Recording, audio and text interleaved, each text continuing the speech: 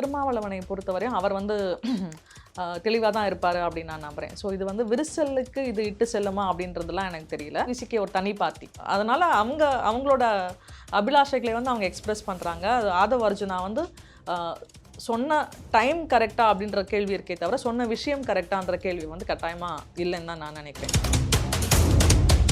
இந்த டைமில் வந்து அதை சொல்லணுமா அப்படின்ற ஒரு கேள்வி இருக்குது. ரெண்டாவது, கட்சிக்கு ஒரு கட்டாயமாக வந்து அவங்க லாங் டேர்மில் ஒரு ஸ்ட்ராட்டஜி டெஃபினட்டாக வச்சுருப்பாங்க. ஆட்சியில் பங்கு, அதிகாரத்தில் பங்கு அப்படின்ற இதுக்கு வந்து ஒரு ஸ்ட்ராட்டஜி வச்சுருப்பாங்க. அந்த ஸ்ட்ராட்டஜியோடு தான் வந்து போயிட்டுருக்காங்கன்னு நான் நம்புகிறேன்.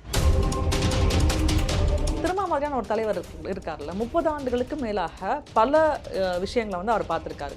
பல பிரச்சனைகளை பார்த்துருக்காரு, பல எதிர்ப்புகளை பார்த்துருக்காரு, பல சூழல்களில் இருந்திருக்காரு. எல்லா இடத்துலையுமே வந்து சமரசம் இல்லாமல் பெரும்பாலும் இருந்திருக்காருன்னு தான் எனக்கு தோணுது. அப்படி ஒரு தலைவர் வந்து தலைவரை ஆதவ் அர்ஜுன் மாதிரி புதுசாக வந்தவங்க ஒரு ஸ்ட்ராட்டஜிஸ்ட் இயக்க முடியும்லாம் நான் நம்பலை. திரும்ப வந்து ரொம்ப தெளிவான ஒரு அரசியல்வாதி அப்படின்னு நான் நினைக்கிறேன். சிபிஎம்மில் வந்து டிஎம்கே கவர்மெண்ட்டுக்கு எதிராக ஆர்ப்பாட்டம் பண்ணுறாங்க, ஏதோ ஒரு இஷ்யூ எடுத்து ஆர்ப்பாட்டம் பண்ணுறாங்கன்னு வைங்க. அதற்காக நீங்கள் கூட்டணியில் விரிசல்னு சொல்லுவீங்களா? அப்போது சிபிஎம் பண்ணும்போது உங்களுக்கு ஏன் வந்து அந்த இதெல்லாம் வரல அப்படின்றது வந்து எனக்கு தெரியல. அப்படி ஒரு விஷயமும் இருக்குல்ல. தொடர்ச்சியாக சிபிஎம் வந்து நிறைய ஆர்ப்பாட்டம்லாம் சிபிஎம்னு விடுங்க, லெஃப்ட்டு வந்து நிறைய ஆர்ப்பாட்டம்லாம் பண்ணியிருக்காங்க இந்த கவர்மெண்ட்டுக்கு எதிராக பல விஷயங்களில் வந்து பண்ணியிருக்காங்க. ஆனால் அதை வைத்து கூட்டணியில் விரிசல் அப்படின்ற பேச்செல்லாம் வந்து வந்ததில்லை. விசிகே வந்து டிஎம்கேவோட 100% ஒத்து போகணும்னா நம்ம சொல்லவே முடியாது, சொல்லவும் கூடாது. அப்போ விசிகே வந்து கட்சியோட டிஎம்கேவோட இணைஞ்சிடலாம் இல்லையா? ஆனால் அவங்களுக்கு சில கொள்கைகள் இருக்குது, அவங்களுக்கு சில பார்வைகள் இருக்குது, அவங்க ஒரு தனி கட்சி, அவங்களுக்கு விமர்சனங்கள் இருக்கலாம், அவங்க பாராட்டுறதுக்கு பல விஷயங்கள் இருக்கலாம். திமுக அரசை பொறுத்தவரை எல்லாமே இருக்கும்.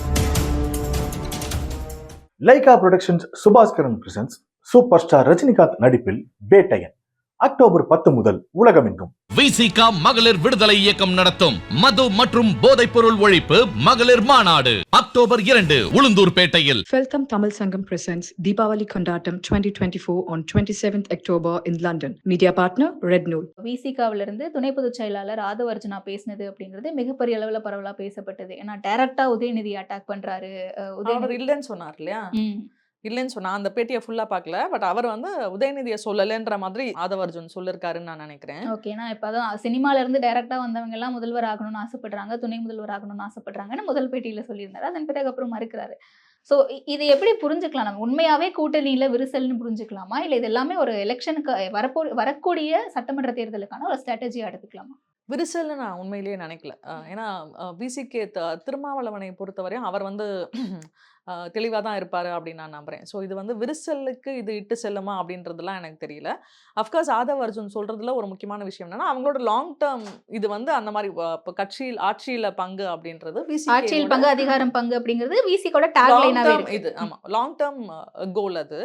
ஆனால் அது இம்மீடியட்டாக வந்து விசிகே கையில் எடுக்குமா அப்படின்ற ஒரு கேள்வி இருக்குது. ஏன்னா வந்து இப்போ நீங்கள் ஒரு 10 வருடங்களுக்கு முன்னாடி இல்லை 15 வருடங்களுக்கு முன்னாடி இருந்ததை விட இப்போ இருக்கக்கூடிய நிலைமையில் திருமாவை கேட்டாலே அவர் அதான் சொல்வார். பிஜேபி இன்றைக்கு வந்து மிக மோசமான ஒரு எதிரியாக தமிழ்நாட்டில் வந்து they wanted to become strong. தமிழ்நாட்டில் வந்து பிஜேபி ஸ்ட்ராங் ஆகணும்னு நினைக்கிறாங்க. அவங்க தே வாண்டட் டு கிட்டத்தட்ட ஏடிஎம்கேவை டிஸ்பிளேஸ் பண்ணிவிட்டு அந்த இடத்துல பிஜேபி வரணும்னு நினைக்கிறாங்க. அப்படி ஒரு சூழலில் வந்து கூட்டணியிலேருந்து பிரிவது அந்த மாதிரியான முடிவை வந்து திரும்ப எடுப்பாரான்னு தெரில. எனக்கு தெரிஞ்ச வரை அப்படி எடுக்க மாட்டாருன்னு தான் நான் நினைக்கிறேன். ஓகே, அப்போ ஒரு சின்ன மனக்கசப்பு ஏதாவது ஏற்பட்டிருக்க வாய்ப்பு இருக்கா டிஎம்கேக்கு? ஆதவ் அர்ஜுனாவுடைய இந்த அதெல்லாம் வந்து ஏராஜா வந்து பேட்டியெல்லாம் கொடுக்குறாரு, கட்டாயமாக வந்து இருக்கும், அது இல்லைன்னு சொல்ல முடியாது. பட் நீங்கள் வந்து எல்லா கட்சி இப்போ லெஃப்ட்டை பார்த்தாலும் அவங்களுக்கு ஏதாவது அவங்க வந்து தொடர்ச்சியாக வந்து இந்த அரசுக்கு எதிராகவே பல போராட்டங்கள்லாம் நடத்தியிருக்காங்க. இதெல்லாம் நடக்கக்கூடிய விஷயங்கள் தான், இயல்பாகவே நடக்கக்கூடிய விஷயங்கள் தான். என்ன இருந்தாலும் விசிகே ஒரு தனி பார்ட்டி, அதனால் அவங்களோட அபிலாஷைகளை வந்து அவங்க எக்ஸ்பிரஸ் பண்ணுறாங்க. ஆதவ் அர்ஜுனா வந்து சொன்ன டைம் கரெக்டா அப்படின்ற கேள்வி இருக்கே தவிர சொன்ன விஷயம் கரெக்டான்ற கேள்வி வந்து கட்டாயமாக இல்லைன்னு தான் நான் நினைக்கிறேன். ஓகே, அவர் சொன்ன விஷயம் கரெக்டு தானா? அப்போ நான் வந்து துணை முதல்வர் பதவியை பற்றி நான் சொல்ல, பட் ஆட்சியில் பங்கு, அதிகாரத்தில் பங்கு அப்படின்றது விசிகேவை பொறுத்தவரை அது அவங்களுடைய கொள்கையாக தான் இருக்கு. அப்புறம் ஆதவ் அர்ஜுனே வந்து சொல்றாரு, இதை நான் வந்து உதயநிதியை பத்தி சொல்லல அப்படின்னு சொல்றாரு. ஆனா அவங்க கட்சியில இருக்கவங்களே அவங்கள வந்து எதிர்க்கிறாங்களா? ஆதவ் அர்ஜுனா சொல்லியிருக்க கூடாது அப்படின்னு தானே சொல்றாங்க. அதுதான் சொன்ன டைமிங் தான் நம்ம வந்து பார்க்கணும் நான் நினைக்கிறேன். இந்த டைம்ல வந்து அதை சொல்லணுமா அப்படின்ற ஒரு கேள்வி இருக்கு. ரெண்டாவது, கட்சிக்கு ஒரு கட்டாயமா வந்து அவங்க லாங் டேர்ம்ல ஒரு ஸ்ட்ராட்டஜி டெஃபினட்டா வச்சிருப்பாங்க. ஆட்சியில் பங்கு, அதிகாரத்தில் பங்கு அப்படின்ற இதுக்கு வந்து ஒரு ஸ்ட்ராட்டஜி வச்சிருப்பாங்க. அந்த ஸ்ட்ராட்டஜியோட தான் வந்து போயிட்டு இருக்காங்கன்னு நான் நம்புறேன். ஸோ இந்த டைம்ல வந்து ஒரு சின்ன இது இருக்கு அப்படின்னா, பிஜேபியோட ப்ரெசன்ஸை வந்து டேக்கிங் இன்டு அக்கவுண்ட் திரும்ப வந்து பிஜேபி வந்து தமிழ்நாட்டில் வளர ட்ரை பண்ணுறாங்க. அதை எப்படி கவுண்டர் பண்ணுறது, யாரோட இருந்தால் அதை எஃபெக்டிவாக கவுண்டர் பண்ண முடியும் அப்படின்றதெல்லாம் வந்து அவர் பயங்கரமாக யோசிப்பாருன்னு தான் எனக்கு தோணுது. ஏன்னா நான் அவரோட இன்ட்ராக்ட் பண்ணதில்ல, நான் எடுத்த பேட்டியிலலாம் எனக்கு வந்து அவருடைய பெரிய விஷயமா என்ன இருக்குன்னா, பிஜேபி மாதிரியான ஒரு கட்சி இங்கே வந்துடக்கூடாது அப்படின்னு தான் அவர் நினைக்கிறாரு. ஸோ அதை சுற்றி தான் அவருடைய நகர்வுகள் இருக்கும் அப்படின்னு நான் நினைக்கிறேன். ஓகே. ஏன்னா ஆராசா பேசும்போது பிஜேபிக்கு துணை போற மாதிரியோ, இல்ல அந்த மாதிரியான ஒரு தோற்றத்தை உருவாக்குற மாதிரி தான் நடந்துக்கிறாங்க, பேசுறாங்க அப்படின்னு சொல்றாருல. அதை இவர் முற்றிலும் மறுக்கிறாரு. நான் அவங்களுக்கு ஸ்ட்ராட்டஜி பண்ணும்போது, டிஎம்கேக்கு ஒர்க் பண்ணும்போதெல்லாம் நான் பிஜேபின்னு தெரியாதா அப்படின்ட்டு. ஸோ இது ஒரு முரணாவே மாறுதுல தொடர்ந்து. இல்ல அது வந்து எனக்கு தெரியல. ஆதவ் அர்ஜுன் ஆக்சுவலா வந்து அவர் சொன்ன மாதிரி டிஎம்கேக்கும் நிறைய ஸ்ட்ராட்டஜிலலாம் ஒர்க் பண்ணியிருக்காரு. ஸோ ஆதவ் அர்ஜுன் வந்து திமுக ரியாக்ட் பண்ணமா அப்படின்ற ஒரு கேள்வி இருக்குல்ல. அவங்க டைரக்டா வந்து திரும்ப போய் பார்க்குறாரு, அதெல்லாம் இருக்கு. ஸோ திமுக ரியாக்ட் பண்ணமான்னு உண்மையிலேயே எனக்கு ஒரு கேள்வி இருக்கு. அந்த கேள்வியை தான் நான் வந்து முன்வைக்கணும் அப்படின்னு நினைக்கிறேன். இந்த விஷயத்துல வந்து திமுக எப்படி முதல்ல வந்து விசிகக்குள்ளேயே இது வந்து பெரிய நீங்க சொல்ற மாதிரி நிறைய லீடர்ஸ் வந்து இதை வந்து பேசிட்டு தான் வராங்க. இதை பத்தி கிரிட்டிசைஸ் பண்ணிட்டு தான் வராங்க. ஆனால் திரும்ப வந்து பெரிய அளவில் இதை பற்றி சொல்லலை. நாங்கள் கட்சிக்குள்ளே பேசி முடிவெடுப்போம்னு சொல்லியிருக்காரு. ஆதவ் அர்ஜுன் மேலே நடவடிக்கை எடுக்கப்படுமான்னு கேட்டதுக்கு கட்சிக்குள்ளே பேசி முடிவெடுப்போம் அப்படின்றாரு. நடவடிக்கை எடுக்கப்படும்னு சொல்லலை, எதுவும் சொல்லலை. ரொம்ப பாலிஷ்டா ஆன்சர். ஆமாம். ஸோ திருமாவை பொறுத்த வரைக்கும் அவர் வந்து ரொம்ப ஒரு ஒரு சைலன்ஸை வந்து இதில் மெயின்டைன் பண்ணுறாரு. ஸோ அதனால நம்ம வந்து இது எப்படி அன்ஃபோல்ட் ஆகும்னு வெயிட் பண்ணி தான் பார்க்கணும் அப்படின்னு நான் நினைக்கிறேன். அடிப்படையில் விசிகேயோட கொள்கைன்னு ஒன்று இருக்குது. அந்த கொள்கையின் ஒரு பகுதி தான் வந்து ஆட்சியிலும் பங்கு, அதிகாரத்தில் பங்கு அப்படின்றது. இன்னொரு பக்கம் திருமாவுடைய மிகப்பெரிய கன்சர்னாக வந்து பிஜேபி தமிழ்நாட்டில் வந்துடக்கூடாது, அவங்களுக்கான ஸ்பேஸ் இங்கே இருக்கக்கூடாது. ஐ மீன் ஸ்பேஸ்ன்றது எல்லாருக்குமே இருக்கலாம், பட் பிஜேபியோட அரசியலை வந்து அவர் முழுக்க முழுக்க சமரசம் இல்லாமல் எதிர்க்கக்கூடிய ஒரு தலைவராக வந்து அவர் இருக்கார். ஸோ அந்த விஷயத்தை வந்து அவர் கணக்கில் எடுத்துட்டு தான் அவர் பல முடிவுகளை எடுப்பார் அப்படின்னு எனக்கு தோணுது. ஓகே. பட் இங்கே ஒரு ஓப்பன் ஸ்பேஸ் இருக்கு. ஏடிஎம்கே வந்து ஒரு பக்கம் பாஜகவோட கூட்டணி இல்லாமல் தனியாக இருக்காங்க. விஜய் அப்படின்ற ஒரு புது நபர் உள்ள வராரு அப்படின்னும் போது விசிகாவுக்கு ஒரு ஓப்பன் ஸ்பேஸ் இருக்கு. அதனால தான் போகலாம் அப்படின்ற ஒரு ஸ்ட்ராட்டஜி இருக்குமா இதுல? அதான் நான் சொல்றேன்ல, திருமாவோட முக்கியமான கன்சர்னா என்ன இருக்கும் நான் நம்புறேன் அப்படின்னா, அவருடைய எந்த நகர்வுமே வந்து இன்டைரக்டா பாஜகவிற்கு, டைரக்டா கட்டாயமா முடியாது, பட் இன்டைரக்டா பாஜகவிற்கு சாதகமாக இருந்துடக்கூடாது. ஜாதியவாத மதவாத சக்திகளுக்கு ஆதரவாக எந்த விதத்திலும் தன்னுடைய எந்த நடவடிக்கையும் இருந்துடக்கூடாது அப்படின்னு வந்து திரும்ப ரொம்ப ஃபர்மா நம்புறாரு அப்படின்னு நான் நினைக்கிறேன்.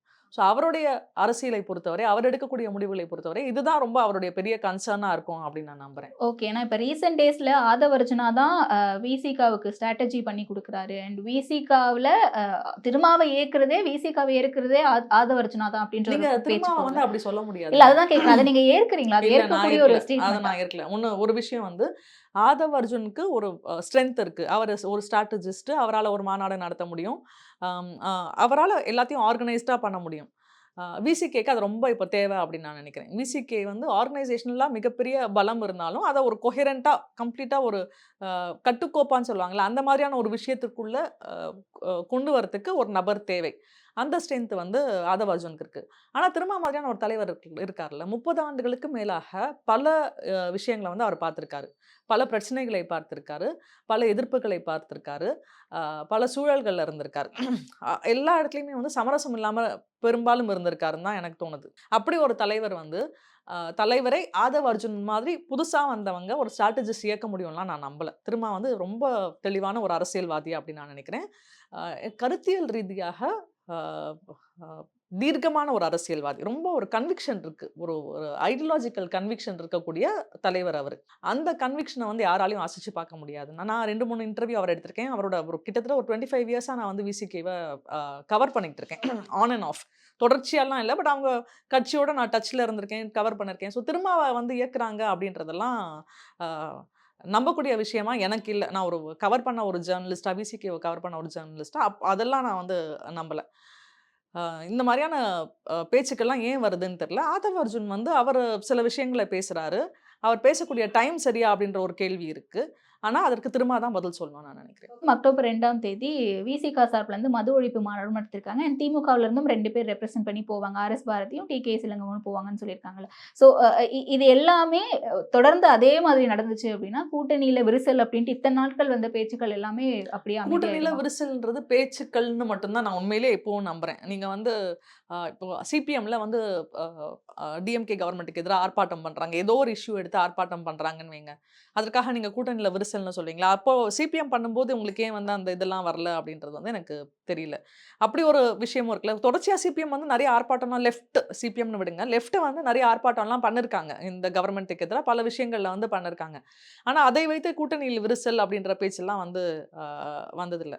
அப்போ விசிகே பத்தி மட்டும் ஏன் அந்த மாதிரியான பேச்சுக்கள் வருதுன்னு எனக்கு உண்மையிலேயே வந்து புரியல. இல்ல அது நான் எப்படி புரிஞ்சுக்கிட்டேன் அப்படின்னா, மாநில அங்கீகாரம் கட்சிக்கு வந்து மாநில கட்சி அப்படின்ற அங்கீகாரம் கிடைச்சதுக்கு அப்புறம் தான் திமுகவுக்கும் விசிகாவுக்கும் கூட்டணியில பிரச்சனையா, சிக்கல் இருக்கா, திருமாவுக்கும் ஸ்டாலினுக்கும் பிரச்சனையா எனக்கு அப்படின்ற அப்படி ஒரு வந்து பேச்சு தொடர்ந்து எனக்கு வருதுல்ல. திரும்ப வந்து போய் பார்க்குறாரு, ஸ்டாலினை போய் பார்த்துட்டாரு.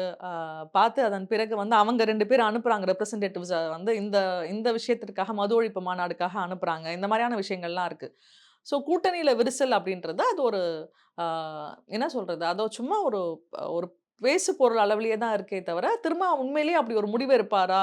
நான் வந்து அப்படி நான் நினைக்கல. இல்ல அவர் அப்படி அதுதான் ஒரு முடிவு கேக்குறேன். எடுப்பாருன்னு நான் நினைக்கல. மாநில இன்னைக்கு எலெக்ஷன் மட்டும் இல்ல. முடிஞ்ச பிறகு ம். மாநில ஏங்க கட்சி ஒரு அப்படின்ற விசிகே ஒரு வந்து ஒரு அங்கீகாரம் தனி கட்சிங்க. விசிகே வந்து டிஎம்கேவோட 100% ஒத்து போகும்னா நம்ம சொல்லவே முடியாது. சொல்லவும் கூடாது. அப்ப விசிகே வந்து கட்சியோட டிஎம்கேவோட இணைஞ்சிடலாம் இல்லையா? ஆனா அவங்களுக்கு சில கொள்கைகள் இருக்கு. அவங்களுக்கு சில பார்வைகள் இருக்கு. அவங்க ஒரு தனி கட்சி. அவங்களுக்கு விமர்சனங்கள் இருக்கலாம். அவங்க பாராட்டுறதுக்கு பல விஷயங்கள் இருக்கலாம். திமுக அரசை பொறுத்தவரை எல்லாமே இருக்கும். அது எல்லாமே சேர்த்து தான் நம்ம பார்க்கணும். நீங்க வந்து 100% டிஎம்கேவும், விசிகேவும் எல்லா விஷயத்திலயும் ஒத்து போகுதுன்னா, எதுக்கு தனித்தனி கட்சியா செயல்படணும் அப்படின்ற ஒரு கேள்வியும் இருக்கு. அப்ப வந்து கொள்கை அளவுல சில விஷயங்கள்ல உடன்படுவதால் மட்டுமே, அது அவங்களுக்கு ரொம்ப முக்கியமா இருக்கிறதால மட்டும் தான் அலையன்ஸ் அப்படின்ற ஒரு அரேஞ்ச்மெண்ட்டுக்குள்ள வந்து அவங்க இருக்காங்க. ஸோ அந்த அரேஞ்ச்மெண்ட்டை வந்து அவ்வளவு ஈஸியா டிஸ்டர்ப் பண்ண மாட்டாங்கன்னு தான் எனக்கு தோணுது. ஓகே. நான் இப்ப அந்த பேட்டியிலே அந்த நெறியாளர் ஒரு கேள்வி கேட்டிருப்பாங்க. வெறும் 4 எம்எல்ஏ 2 எம்பிய வச்சுட்டு நீங்க வந்து எங்களுக்கு ஆட்சியில பங்கு வேணும், அதிகாரத்துல பங்கு வேணும்னு கேட்கறது எந்த விதத்துல நியாயம் அப்படின்ட்டு. இத நம்ம அப்படி புரிஞ்சுக்கலாமா? அப்படி கேட்கவே கூடாதுன்னு ஏதாவது இருக்கா?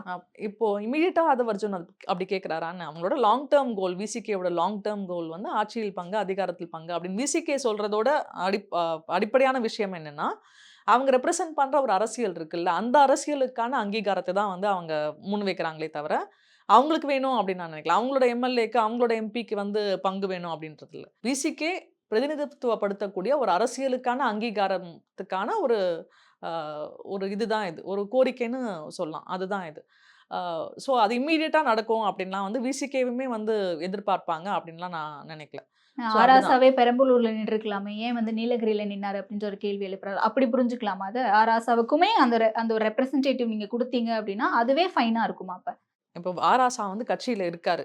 ஆராசாவ தாண்டி விசிகேக்கு வந்து விசிகேவோட அரசியல் நிலைப்பாடு அப்படின்றது கம்ப்ளீட்டா இல்ல. விசிகேவோட அரசியல் அப்படின்றது அது ரெப்ரசன்ட் பண்ணக்கூடிய ஒரு விஷயம் வந்து வேற. அதையும் சேர்த்து தான் திமுக வந்து சமூக நீதி அப்படின்ற அ அ விஷயத்தை வந்து அவங்க முன்னிலைப்படுத்துறாங்கன்றதுலாம் உண்மை. ஆனா விசிகே அதை முதன்மைப்படுத்துறாங்க இல்லையா? அது ரொம்ப முக்கியமான ஒரு விஷயமா நம்ம பார்க்க வேண்டியிருக்கு அப்படின்னு நான் நினைக்கிறேன். ஸோ இது வந்து நீங்க விசிகே வந்து ஆட்சியில் பங்கு, அதிகாரத்தில் பங்கு அப்படின்னு கேட்கும்பொழுது, அது நடைமுறையில அவங்களோட எம்எல்ஏஸ்க்கு, அவங்களோட எம்பிஸ்க்கு, அவங்க கேபினெட்ல இடம் பெறணும், அந்த மாதிரியான ஒரு நோக்கத்திற்காக மட்டும் இல்லாம, ஒரு லார்ஜர் ஐடியால ஒரு அவங்க பிரதிநிதித்துவப்படுத்தக்கூடிய அரசியலுக்கான ஒரு அங்கீகாரமா தான் அவங்க வந்து அந்த விஷயத்த வந்து முன்வைக்கிறாங்க. அப்படிதான் அத பார்க்கணும், அப்படிதான் அத புரிஞ்சுக்கணும். உடனே நீங்க வந்து 4 எம்எல்ஏ வச்சுக்கிட்டு 2 எம்பிய வச்சுட்டு நீங்க கேட்குறீங்களே அப்படின்ற கேள்வியெல்லாம் இதுல வந்து அ அ அந்த கேள்விலாம் தேவையா அப்படின்றதே எனக்கு வந்து தெரியல. ஏன்னா அவங்களோட விசிகே சொல்லக்கூடிய விஷயம் அப்படின்றது வேற. அவங்க வந்து அவங்களோட பாலிடிக்ஸ்க்கான ஒரு அங்கீகாரத்த தான் வந்து அவங்க சொல்றாங்களே தவிர, இந்த மாரி வந்து இவ்வளவு சுருக்கி பார்க்க வேணும் அப்படின்லாம் நான் நினைக்கல. அவங்களோட லார்ஜர் கோலா அவங்க சொல்றாங்க. அத நோக்கி அவங்க பல விஷயங்கள் அவங்க பண்ணிட்டு இருப்பாங்க. அதெல்லாம் வந்து இப்போ கட்சிக்குள்ள இருக்கிறவங்களுக்கு தான் தெரியும்.